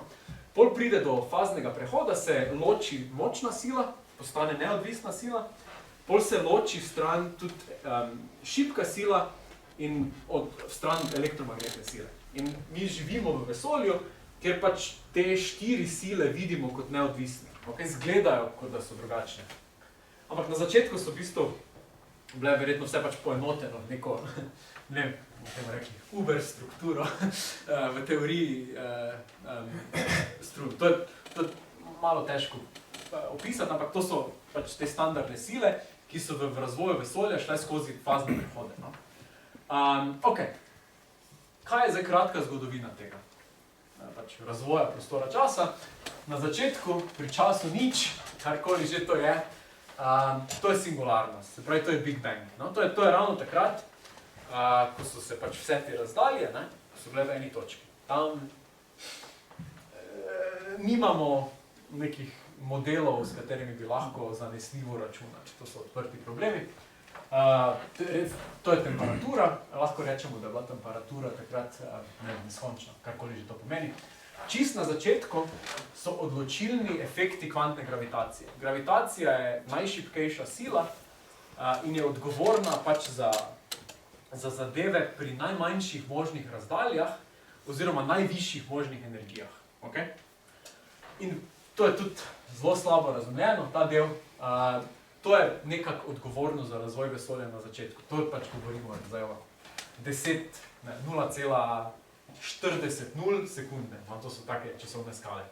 Pol pride to obdobje inflacije in v bistvu to obdobje inflacije, kozmične inflacije, je zelo podobno temu, v kar gremo zdaj. To je obdobje, ko se stvari širijo eksponentno hitro in zgleda zelo, ta prostor čas v času inflacije zgleda podoben temu, kak bo prostor čas gledal proti koncu vesolja, ko postane temna energija dominantna zadeva. Okay? To je zelo podobno. Teda, v bistvu, ta začetek je na nek način malo podoben koncu. No? Samo razlika je v tem, da bo na koncu temperatura šla proti nič, torej se ne bo nič zgodilo. Prognoza ni najboljša. No? Pač pol pride do konca inflacije in potem se začne nekaj, čemu se reče bariogeneza. V tem času, to je nekje, piko je 10 na minus 15? 15? 12. Okay.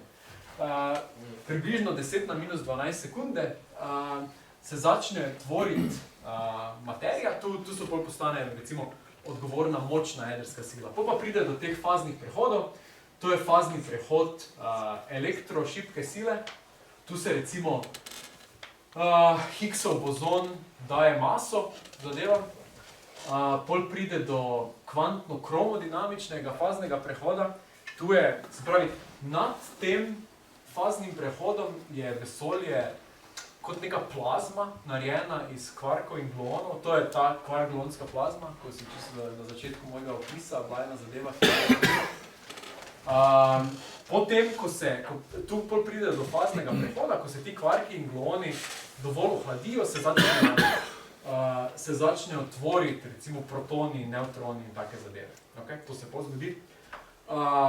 Tu je potem eno obdobje, ki ga tudi bolj slabo razumemo, temu se reče zamrznitev temne snovi. Zakaj ga slabo razumemo, je zaradi tega, ker pač ne vemo čisto točno, iz česa je temna snov narejena. Okay? Ampak s tem standardnem kozmološkim, tu so vse vprašali tu. Pol pride do formacije oziroma osvoboditve nevtrinov, elektronov, pozitronov, kakorkoli. No in kome nekje pri 3 minutah se začne to, čemu se je včasih reklo Big Bang. Okay? Temu se reče, se pravi Big Bang nukleosinteza, to je po približno 3 minutah po Big Bangu. Zato mislim, da tudi Steven Weinberg ima na knjigo, ki se reče Prve 3 minute. To je v bistvu vsa ta fizika, ki je najbolj bizarna in je najtežje razumeti, se dogaja v prvih 3 minutah, no, v teh ocenah za čas. Zdaj, če verjamete ali ne, model zgleda konsistenten. Torej, tu pride do pač sinteze nukleonov, no? do jeder in tak naprej, no? To se pol stvari pol se recimo, ne vem, vodik formira in tak naprej. No. Pol je eno obdobje, kjer je, tu je širjenje dokaj počasno, pride do enakosti med materijo in sevanjem, imata približno enako gostoto. To ni mogoče pomembno, ta rekombinacija. Kar se tu zgodi pri 380 tisoč letih, je to, da se fotoni osvobodijo v radiaciji in takrat vesolje zažari. Okay? Po približno pri 380 tisoč letih vesolje zažari in od takrat mi merimo v bistvu temperaturo vesolja. Spravi, temu se reče cosmic microwave background. Približno. Okay? To je to. Od takrat so zdaj te zvezde, od takrat prihaja zdaj ta sevanje, ki ga Robert. Ne, to ne zvezde pride, to je ja. Ja, to je to se pol dogaja, no. Pol je neka ionizacija, kakorkoli, pol pa postane, pri 9 milijonih let postane temna snov dominantna. Pol pa pride do formacije vsega. Okay, se pravi, to formacija galaksij in take zadeve, to se precej pozno dogaja, no. Dobro. Imajo neke, mogoče že celo tu prej kaj, no. Zdaj to niso čisto take jasne zadeve. Mislim, da imajo zdaj eno zvezdo so našli, ki je precej starejša od tistih, ko bi človek pričakoval. Ja, če se ne motim, je glih to, ko so z gravitacijskim lečenjem. Recimo lečenjem so uspeli zbrati svetlobo za te zvezde. Ja. No in zdaj smo nekje približno 13,8 milijarde let po tej časovnici od začetka. No?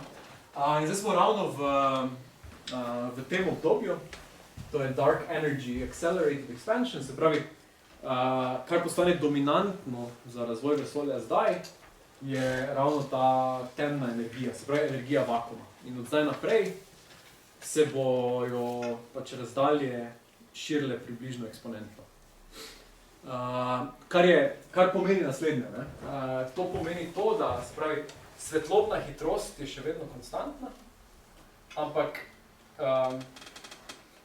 razdalje pa pač postajajo večje in večje. Ne? Torej, vedno več stvari uhaja ven iz nam vidnega vesolja. Torej, kar je za nas vidno vesolje, se počasi krči.